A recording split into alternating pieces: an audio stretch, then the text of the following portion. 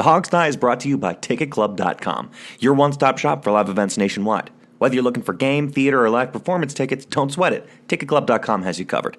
So make sure you're going there for all your live entertainment needs, and make sure you're clicking over to them from the banner at the top of thehogstie.com.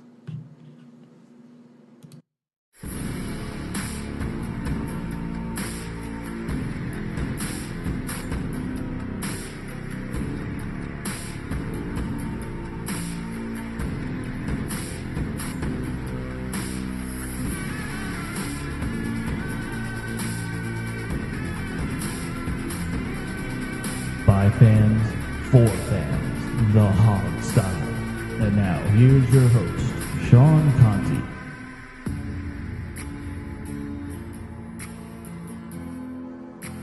Welcome back to the Hog's Tie pregame show. It's Dallas week, but Alex is calling it Dirty Sanchez week for reasons we'll get into shortly.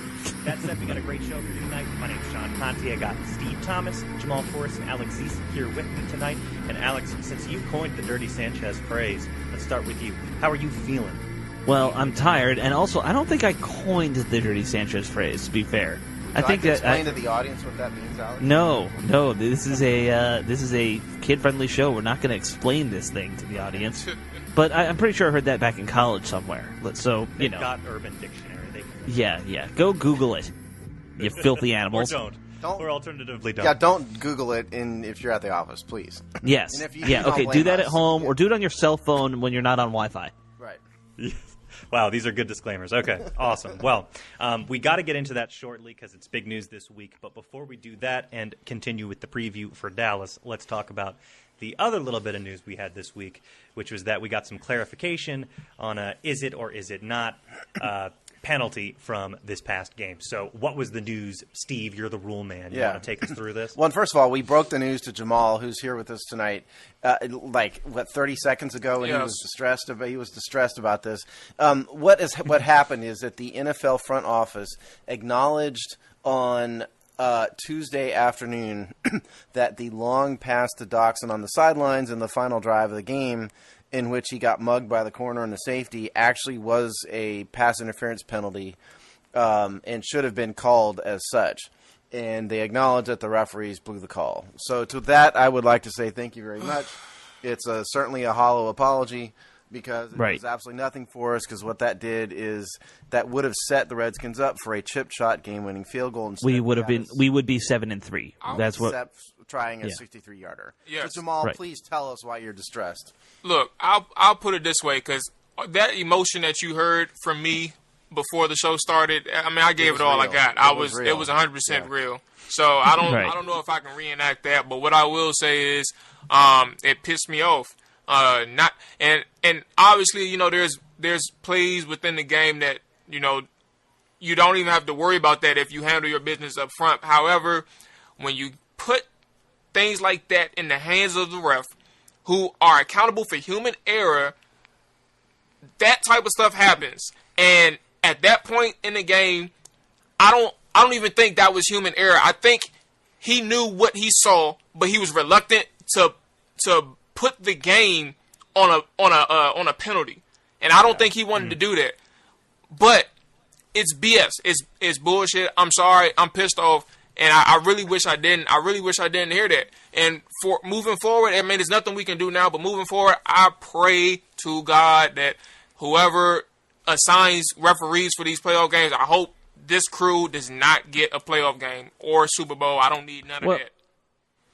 I mean, on that, I think the NFL does use these blown calls. They keep track, and that is part of it. That's how they pick them. Grades every official every week, and the officials with the top grades are the ones that get to playoffs in the Super Bowl. Yeah, I hope they're at the bottom at the end of the season, because that type of game, I get the feeling they are. Yes, because this is a crew I don't think we've seen a lot, and we probably won't see much of. That's coming on the heels of the phantom holding call, against Norman. In the last series. It was sloppy. We talked about that on the show. It was sloppy. I don't want to relive that. I just wanted to put Jamal into a little bit more pain than he was. I would say, as to your point though about, you don't want to throw the flag because you don't want to decide on a penalty. It's no better to decide a game on a blown call by holding the flag. Yeah. Just call an even, honest game, and it's not and like it's it was fine. ticky-tack. I mean, the man was straight up mugged like a grandma walking through Central Park at night. And what makes it even worse is the fact that the Josh Norman field penalty, the possession before, like you call that, and then you see something that's even worse than that, and you say, all right, you know what? Look, they need to get a first down. I can't end the game on this type. Like, come on, Because the truth of the matter, the NFL's ruling did not go into this level of detail, but the truth of the matter is both defenders interfered with Doxson. That's the truth of the matter. It was really two separate penalties. It's ridiculous. Neither of which were called. It's ridiculous.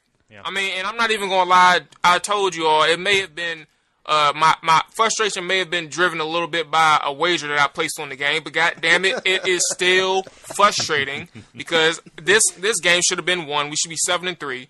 But it's oh my goodness, I don't even. Y'all got me worked Jamal's up. going to have Tony Soprano chasing him now. Thanks to that penalty. Well, no. Jamal's wagering Hanukkah gelt or something. It's just chocolate candy. Yeah. It's fine. Yeah, man. It's harmless. Put it that. We'll leave it at that. Well, I think we all agree that's an atrocious blown call, and I agree with Jamal. You can't put these refs in a high pressure situation if that's the way they're going to handle it. Right. So let's put that one to bed though, and move on to some other exciting news. And Jamal, since you've got the animated reactions tonight, what is going through your head when you see the news that Mark Sanchez is becoming a Washington Redskin? Well, I'll put it this way with him too. I just hope he don't see the field. I pray he doesn't see the field. We know that Colt McCoy is good for a spot duty for a season, only because we can't trust his health. Who's to say, he can go a full 16 games. Who knows? But we don't know what his production will look like. In this offense, that's a good thing. But in terms of Mark Sanchez, you just don't want to see him on the field. Right. And you definitely don't want to see him on the field this week, regardless of the chemistry that he has with the staff. He doesn't have any with the players, and it's going to need some time. That's going to need some time to gel. We all know his history. We know his reputation.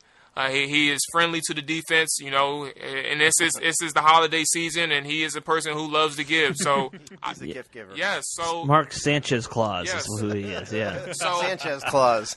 So I just don't. Look, man, I just don't want to see him on the field, and this is the wrong time of the season to sign a Mark Sanchez type of guy. They're not going to get anybody better, though. Well, who are they going to get? You want E.J. Manuel instead? I don't know who else. Look, it's a pick of the litter at this point. You weren't really going to get anybody that was good. But it's just the fact that, knowing his history and knowing that he may be good for like a game or two. However, he always will revert back to the type of quarterback that he has been, which is a poor decision maker, and he is not able to protect the football consistently. So it's just frustrating. Here's my thought on the whole Sanchez thing, and I think I was pretty vocal on Twitter and social media, just saying how disappointed I am in that kind of being the decision they went with, because to me it's the ultimate this is a bad safe decision, but we know it's a bad safe decision type call by the front office. I don't think that there's anybody out there that would have changed the game. But here's what I see. For all those people who are like, oh, you can't get somebody, and I don't want to get in the Kaepernick thing, but you know how people complain out he's not played for 2 years? Sanchez hasn't played for 3. He was on a bench in 2016, on a couch in 2017. And in 2015, I think he played in 2 games. I'll go over the numbers in a minute. Keep going. Yeah. So he hasn't played in a long time. He's old. He's another, mid-30s type quarterback. We know he's not a good player. I would have rather them gone with somebody, and the name that stuck out from the list of blah that we saw, to me, was Paxton Lynch, who's still in his early 20s, big arm. He was at least playing last year, even though not great. I'd rather give Gruden a chance to see if he can coach a young guy up rather than deal with a Mark Sanchez. I hear you. First of all, I think Paxton Lynch is freaking terrible. I don't think he's great either. I'd rather go with a younger guy. I think it's not the time. I think it's not the time to get a project. I think what they're looking for is just a dude who can go out there in an emergency and impersonate an NFL quarterback, and that's all any of these guys can do. And Sanchez at least was good. Has had his moments. He played in the playoffs with the Jets. Whereas E.J. Manuel has been basically terrible. Kellen Clemens, I thought, has had some moments. T.J. Yates has had a moment or two.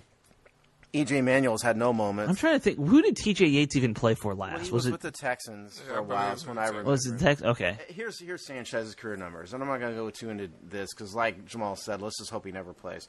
He's a career 56.7% completion percentage. That's pretty bad. 9 quarterback rating.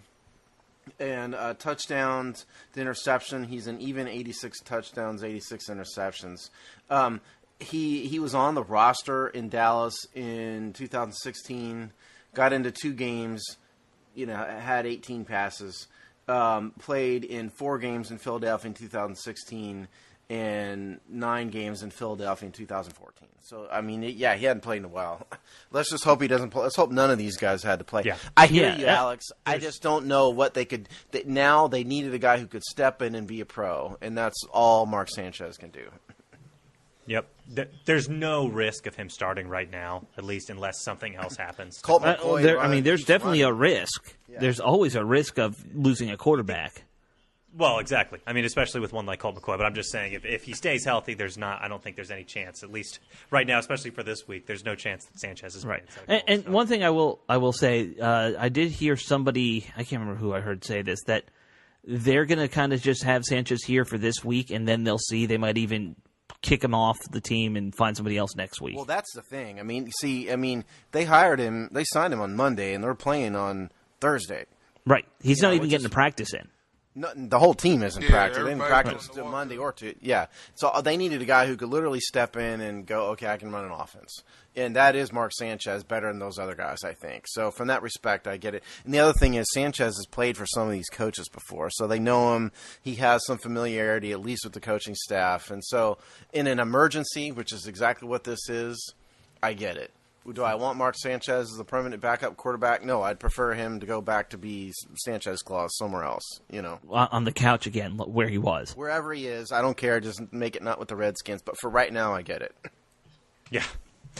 All right, very good. Well, let's put Sanchez aside now. Let's get into the game preview because that's hopefully why folks are here. It is Dallas week after all. Yep. Yes. So not to dwell too much on the past, but we all know what happened last time. It was a close game. It came down to a self-inflicted penalty from Dallas at the very end, moved them out of field goal range, missed it, and the Redskins won.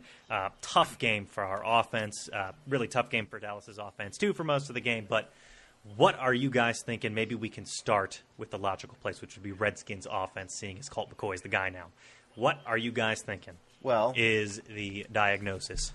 The Dallas defense is kind of the same as it was, minus Sean Lee, but right. Plus Leighton Vander Esch, who's improved. Because he's become sort of the bellwether, if you will, on the Dallas defense now. So I don't know. Is Gregory still out? Yeah, I believe so. Yes. Okay. You know what? I'll clarify it before the end of the show. We'll look that Thanks. up. But okay. They're third in points. They're 8th in yards. They are 3rd in rushing yards per attempt, 5th in rushing yards. This is a stingy defense. They're 3rd in the NFL in red zone defense. Yeah. They're weirdly bad, weirdly terrible on third downs. 29th in the NFL in third down defense. Adrian Peterson did fairly well against them last time. Had 99 yards and 24 carries. That was with an entirely different offensive line, obviously. Right. Their weak spot is that the quarterbacks tend to go to town on them. Average quarterback rating 100.6. I think their linebackers are better than their corners, and their secondary, which is why they're better in the red zone and not quite so great, in other areas, when the field opens up. They're terrible. They've only had 4 interceptions all year, so they're not stopping teams in the red zone based on interceptions. What they're doing is their linebackers in the compressed field are having more of an opportunity to make plays. That's what's happening. And so I think my take on it is, we need to get Adrian Peterson going. That's kind of that's a must for this team always. But could be a field goal game. Yeah, but I think this is a Colt McCoy sling the ball around, short to mid-range type of game. But do it quickly because they have DeMarcus Lawrence hovering over them. Yeah, and I do think, for the record, that I do think Colt McCoy is a better red zone threat than Alex Smith was. He certainly, I think, showed that last week, so at least you can say that about him. But, yeah, I mean, this is going to be a tough game. We did not do well against them through the air, and that's where you're saying really they're susceptible. We scored one touchdown off that little short screen. Right. Last time we played them, Capri Bibbs in the first quarter, and then punt, turnover, field goal, punt, et cetera, for the rest of the game. So, yeah, I mean, we have got to get Adrian Peterson going better than we did last time. And, again, you're right. He had some success last time. But we're going to have to ride that unless Colt can really surprise some people. Well, and I think what's going to be interesting to watch is just how different Colt plays the position versus how Smith played it the first couple games here. I mean, from what we saw versus the Texans, Colt definitely does scramble outside the pocket. He'll take off with the ball more. People used to say that Alex Smith was that kind of guy, but I don't think we really saw as much of it from him as we expected. We did toward the end. Towards the end, yeah. More and more later on. But I expect to see a lot of what you're talking about, Steve, with the whole mid-range kind of passing, because that's what Colt's best at. But I expect a lot of bootlegs. He's going to hit, Quinn, or I'm guessing Crowder still won't be healthy. We'll go over that. I've got injuries. We'll go over that. Yeah. So, and Randy Gregory is playing. Oh, he is. Okay. Ooh, so that's why I thought he was. Not I even on initially the injury report. Yeah. Okay. Yeah, and Crowder and Richardson were both out for this last game, and obviously they're both going to be out early, right. Steve, unless you have some crazy news about Crowder or something. No, okay, injuries real fast. Now, the team did not practice Monday or Tuesday, but they're required to do an injury report anyway by NFL rules. Right. For people like the degenerate gamblers like Jamal need this info. And so what they do is they give a basically an estimated they take a wag at it who they think would have practiced.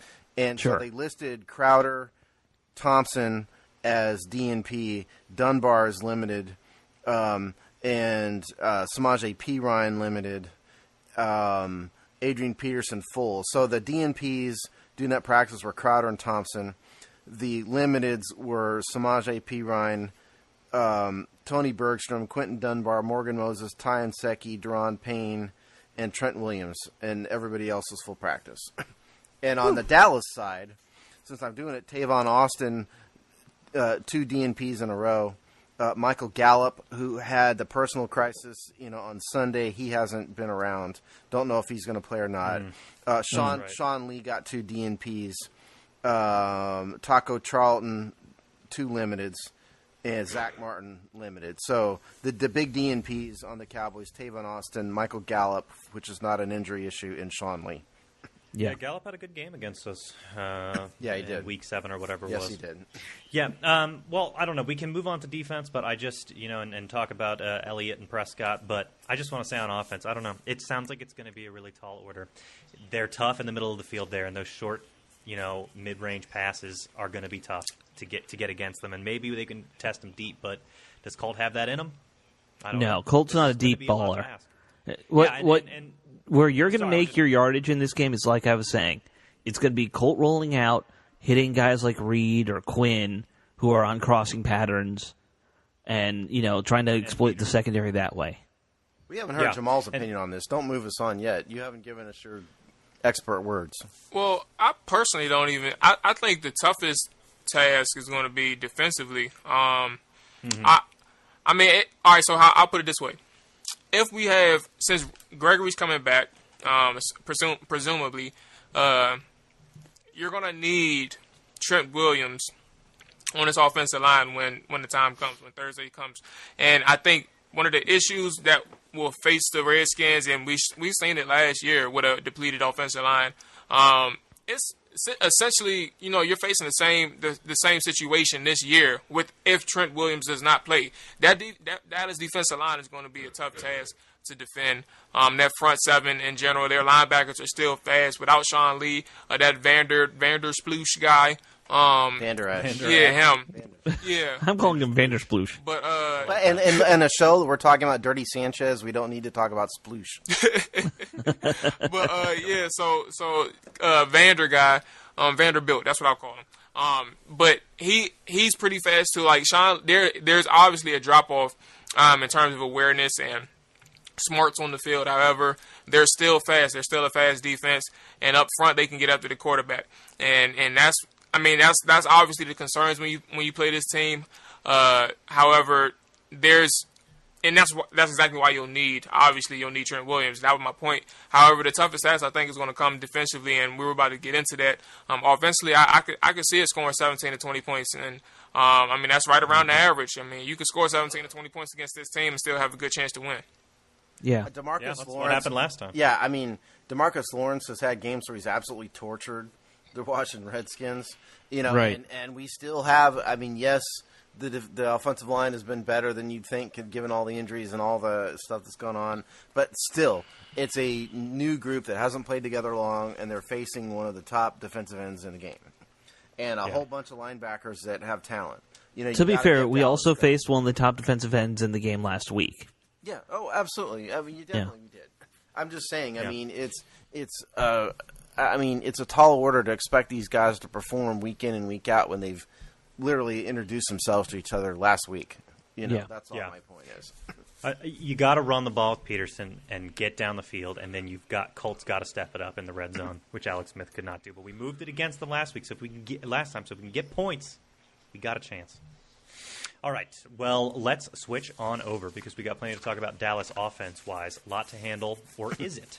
Dak Prescott, Ezekiel Elliott, what are you guys thinking are the major things to watch out for? By the way, Elliott has not had a worse game than he had against us. I have the answer. You want to?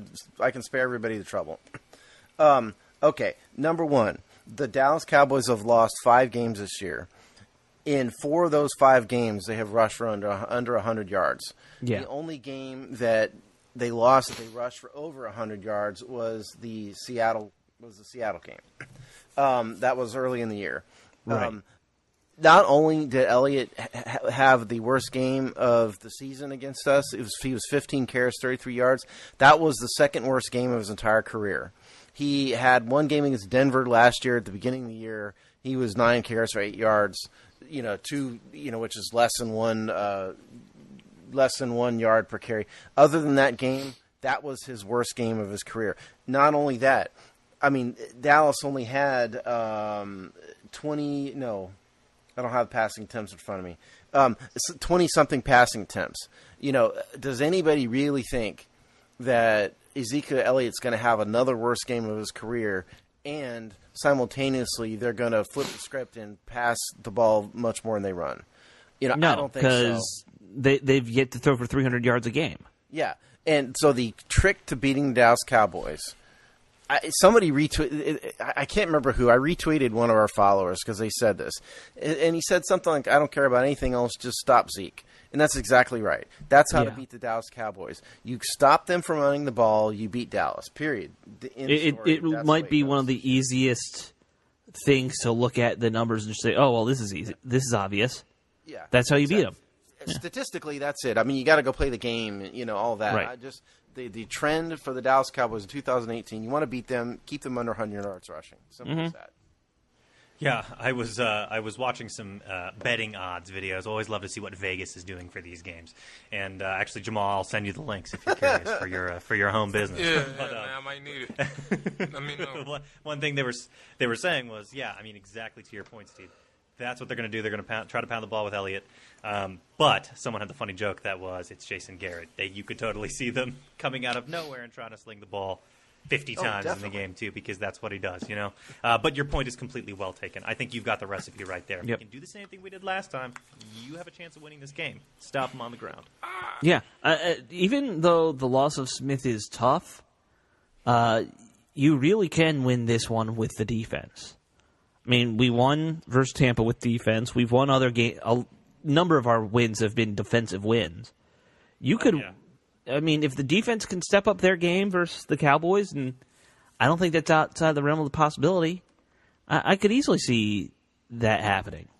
Yeah, I think there's two things. I do appreciate the fact that our defense is opportunistic, and that goes a long way. That's been going up lately. Yeah, and that goes a long way when you have a defense that is struggling, giving up yards in between the 20s, and that's one thing that we have to worry about, or not worry in terms of the fans. They're working on addressing these things in house, but one of the things that we need to focus on is how they're going to be able to stop or mitigate these gashes that the defense randomly gives up. But also it happens to me more often than we're used to this year. And this is a different. I mean, obviously, both teams are different than what we seen just a few weeks ago, and that's going to be a key thing when you face this Dallas Cowboys team. They're coming off 2 straight. They have a home game on Thanksgiving. They're motivated. Zeke had his second worst rushing game of his career against us. He's motivated. They're motivated in terms of trying to turn things around. They have an opportunity to right the ship after a poor start this year. And so when it comes to this offense, and that's why I feel like it's the most challenging side, because if you don't have Dunbar, who, he didn't play against Dallas the first time. However, when you have these struggles, you need your best players on the field, regardless of what their receiving core looking like now. And now they have Amari Cooper, who is immensely better than, their receiving core was not that good. No. So you have Amari Cooper, who's a huge boost, and you need somebody like that. And in terms, I'm talking about Dunbar, you need somebody like that. So you need every single body you can get. Hopefully Dunbar is able to play. But yeah, that's going to be the side of the ball that we're going to really need the most. Even if we did good the first time, they're going to be much better coming into this game. Yeah. In my opinion. Yeah, I mean, it would be great to have Dunbar this week for the exact reason you're talking about. Because their leading receiver is Cole Beasley, Mr. Slot receiver. And you're not going to have Josh Norman, follow Cole Beasley in the slot. That's just not what they're not going to do that. But if Amari Cooper has weirdly been not as effective as you might think, and part of it is Dak Prescott, it just isn't a great quarterback. I don't think. I think he's a great athlete. He's kind of, Brett Favre light, if you will, the much less capable version of Brett Favre, I'd say. But yeah, Amari Cooper, if he gets rolling, has talent. I'd like to point out, this is a game. We cannot underestimate the importance of this game. I don't think we've stressed that enough in this show. I think it's must-win for both. It's definitely a must-win game. We're 6-4. The Dallas Cowboys are 5-5. If the Redskins lose this game, they are then tied with Dallas for first place and have split the season 1-1 with Dallas. Right. If we win this game, we are 2 games up on them with a 2-game lead, which means essentially Dallas is basically out of the running for the NFC East unless disaster strikes with the Redskins. So it truly is a must-win game. It's very important. And I'll also say this. The last time, I was going to have you guys guess, but let's just get in it. We swept the Dallas Cowboys in 2012. Right. We swept them in 2005. Other than that, and then you have to go all the way back to 1995 to find another one. And we have gone through stretches where we've lost 10 in a row to these people, these teams. We just came off a 4-game losing streak with them before last month. These games are tough. They are. These games usually go against the Redskins. Historic trend is against us. But this is the biggest game of the year and is the most important game of the year so far. Yeah. Agreed. And we always play terrible in primetime. And we've looked bad on Thanksgiving before. We've looked bad on Thursday nights. We've looked bad on Monday Night Football. This is it's a monster game. Actually, well, all right. So we won last year on Thanksgiving, right? Versus the Giants? Yeah. Yeah. So there's that. There's a little hope. I want to see Matt Ioannidis tossing Ezekiel out into the backfield. I want to see Ryan Kerrigan getting another strip sack, fumble, touchdown, which, by the way, you can say this past game against them depended on just as much as the penalty at the end. It's just reaffirming all we said, but I want to see tough play up front. All the things you said are true, Steve, but we can prevent falling into another rut against Dallas. But those guys playing lights out again this week. I mean, I don't know. I just have a really strong distaste for the way Ezekiel Elliott presents himself, the way he carries himself, the way he acts, and the man looks exactly like an Ewok from Star Wars. He does. He looks like an Ewok. That'd be a good thumbnail. I'm not disagreeing. I would really, really love to see Matt Ioannidis toss him around. I can't lie. That would really make me happy. We're supposed to be objective on this show, but... He did it last time, Steve. Yeah. I got it on video. We got the pics as proof that it happened, so he can do it. Well, let's risk the ire of the NFL and post a video somewhere because we got to show people. That's right. Okay, well, you want to venture some guesses, some predictions for this week before we close out here? Yeah. Nobody jumps on it, so I guess I'll jump on it because I got. About if we had anything else to add here before we. Okay, hold on. Yeah, I mean. Please do. Dallas on offense, I didn't really go over some of these numbers because I think there's some good points. They give up a ton of sacks, and so they've given up 34 sacks this year. A strong defensive front four performance can really disrupt Dak Prescott. Dak is the type of guy you kind of have to play him like you play Aaron Rodgers. You want to keep him contained in the pocket because Prescott is a runner. That's not news. But the way you play a runner, I think, is to make him beat with his arm because his arm isn't that good. Let's be honest. He's that's not his strength. No, better than my arm, but he's not. Pocket passing is not Dak Prescott. So I think what you do based on that is you rush the front four. Again, you keep the linebackers and the safeties home. I don't think you blitz them too much, but I think you need a strong performance from the outside linebackers, Kerrigan and Smith, and you need to get a push up front from those three guys up front. If you can do that and keep him in the pocket, that does well. This is not a team. This is a team that's kind of hot and cold. I think a little bit. They are not that good on third down, 37%. They're not that good in the red zone, 51%. They're the type of team, if they let Zeke get rolling, good things happen. But if he can't get rolling, it all sort of falls apart. The dominoes crumble. And so really and truly the keys, just based on looking at these numbers, the keys are, like we said, stop Elliott, but it's also keep Dak Prescott in the pocket. Because, you don't want to see him do what Colt McCoy did to the Texans last week, and have them run like 35 yards in 10 minutes. That's the kind of thing that opens up the Dallas offense, and that's not what you need. And so I think that's how to stop the Dallas offense. All right. So, sorry for the tangent. No worries. All right, well, let's get into these predictions then. Look, I think Colt is a better red zone threat than Alex Smith was. I think we moved the ball on them last time. We'll do it again. I think we'll score possibly one more touchdown, which would put us, I think, at 24 points. So I'm going to say Redskins score 24. I think we can pull this one out. It's going to be close. Let's say 24-21 Redskins. I kind of like where your head's out. I think Colt. I agree with you. I think Colt's a better red zone quarterback for us right now. I think it's more just a familiarity with Gruden's scheme.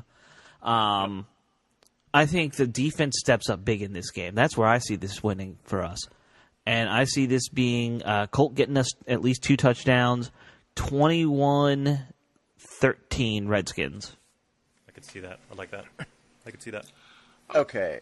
You want to go, Jamal? I just got distracted by I'll go. Someone walked into my sound booth here. I'll go. So it wasn't a bear or anything, was it? Because no, it wasn't a bear. Because we are recording this on a Tuesday, I'm going to use this as my excuse, by the way. It's kind of hard to come up with a solid prediction, in my opinion. Hard to see which side comes out on top. But I do know one thing. I have been wrong for a good amount of time these past few weeks picking the winner of the Redskins games. Whatever. Join the club. Yeah, whatever side I picked, the opposite one. And it happened for a lot of weeks in a row. So I don't know what consecutive week we're on now, but God damn it. I'm going to just try and break the streak right here. I'm going to say I'll try and continue it, actually, because last week I picked the Redskins will win. So I think that Dallas will win this week. I would say 24-17. Okay. As far as mine goes, I know I picked Dallas to win this game when we did our season predictions, a couple months ago. It's a tough game, but I think that we have an advantage to an extent that Colt is playing. Because Dallas, there's not a lot of film on him. Dallas doesn't have a lot of film to watch. I think it's probably going to invigorate the offense a little bit, because it's a change. You got to step up and help the guy. Yeah, exactly. And I think, the Redskins kind of had Zeke's number last time, and they're not going to do that to him again. But look, I mean, I think this team knows how important it is. They're trying to turn a corner. And I think they do. So I think we're probably gonna score more points than we have before. And I think it'll be a close, hard-fought game because they always are. But I think the Redskins are gonna probably take it 24-20. Okay. Beautiful. All right. Well, we will leave it at that. We will be back with all of you at home on Friday, right? That's what we're doing? Yeah. Next episode will be Friday. Yes. Published on Friday. Correct. So we will see you guys there to recap the Dallas game. And until then, have a great holiday. We'll see you next week. Cut.